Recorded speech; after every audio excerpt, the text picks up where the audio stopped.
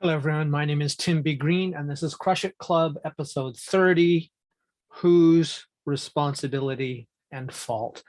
So this is based on an article I did on LinkedIn called, let me check, I'm going to use it to actually do this video. First time trying it in this format. Who's responsible for your success? It depends. And people will go, oh, well, it's totally your fault if you don't succeed. Usually, and most of the time, I can tell you as a teacher, as much as the popular saying among teachers, theoretically among trainers is like, there are no bad students, there are only bad teachers. Well, I can tell you from many years of experience now, 15, 16, 20, depending how you count, but let's just say 15 in Japan and one more year, so 16. 15 in Japan, one in South Korea. So let me tell you, it's not the teacher's fault if the student doesn't try. It's not the student's fault if the student tries after learning from the teacher and fails to succeed. Now the responsibility shifts back onto the teacher. So that's really what it is. So, and this is directly from the article I previously mentioned. It says, those who don't apply what they learn or quit before they succeed. So I said there are three types of people in this article: those who don't apply what they learn and or quit before they succeed. In either of those two cases, it is entirely your fault. It is entirely your fault if you quit before you succeed, or if you don't actually apply what you learn. We're going to go on to the next step, and I've kind of already highlighted the essence of the article. So one more time, if you don't act on what you know and learn, your failure is completely on you. If you do the opposite, your success is on you and your teacher and or mentor. Okay, so you share the success, but you are entirely responsible for your own failure if you don't apply it. Okay, second type of person is those who apply what they learn consistently, adapt as necessary, and keep striving until they succeed or decide to quit strategically.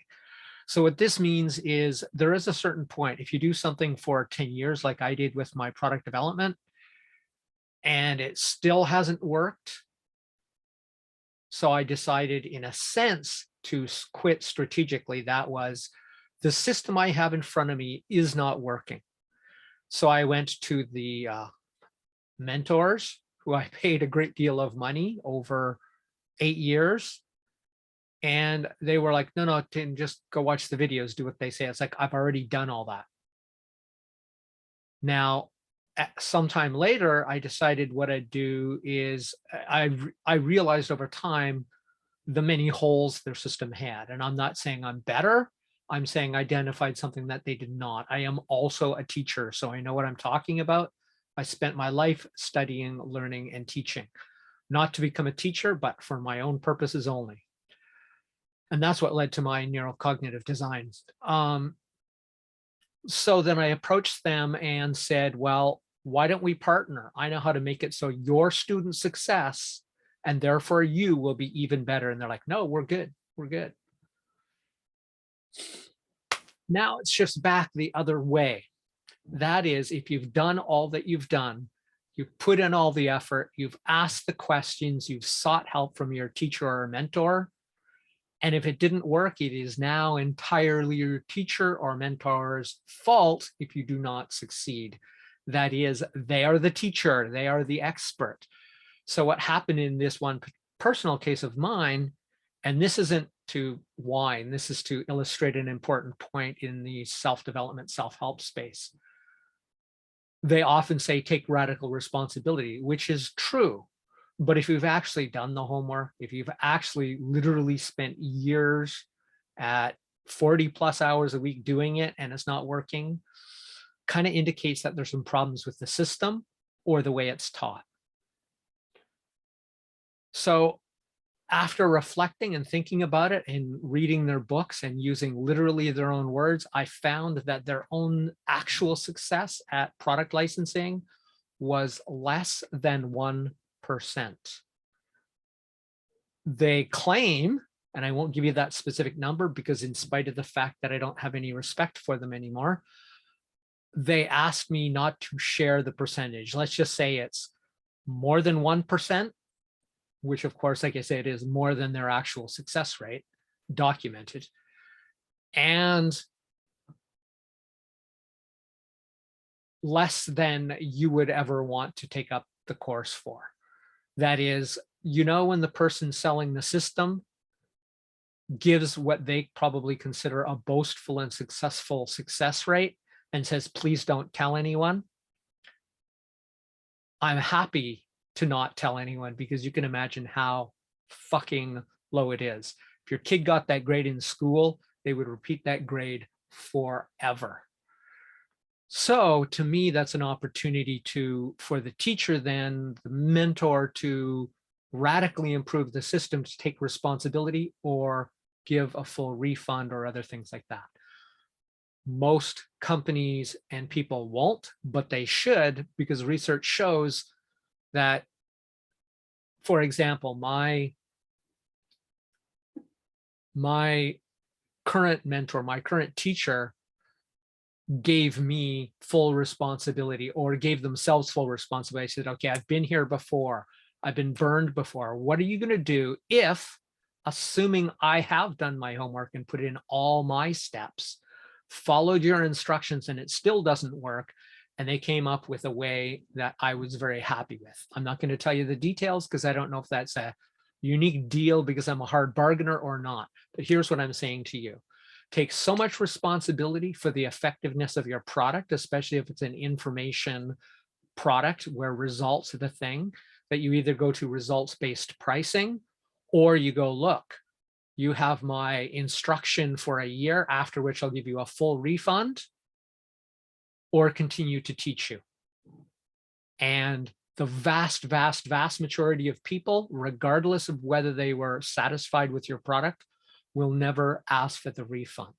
But if you have it in place and you honor it, you will stand out as exceptional. You will take exceptional responsibility. You will develop. So even the people who go, I tried it and it was useless, it just didn't work for me and they wouldn't support me, which isn't me. I wouldn't do that because I've been there. But even if they did that, and then they says, I was really disappointed in the product, but they refunded all my money.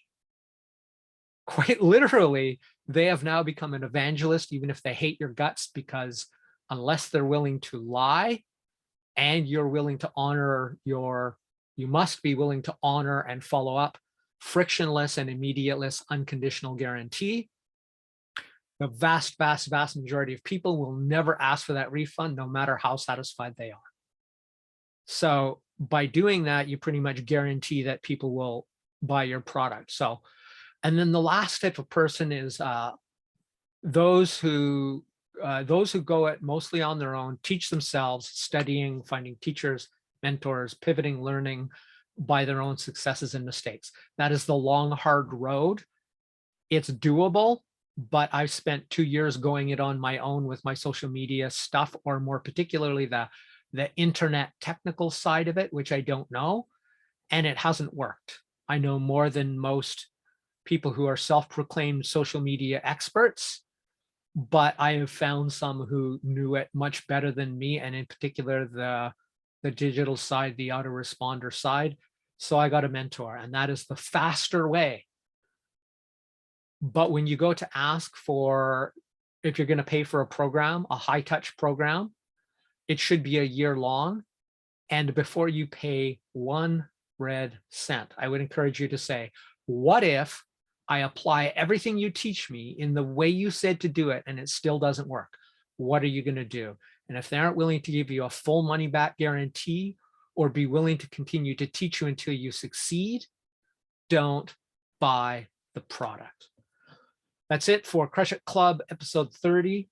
My name is Tim B. Green, and this was Whose Responsibility and Fault? Bye for now.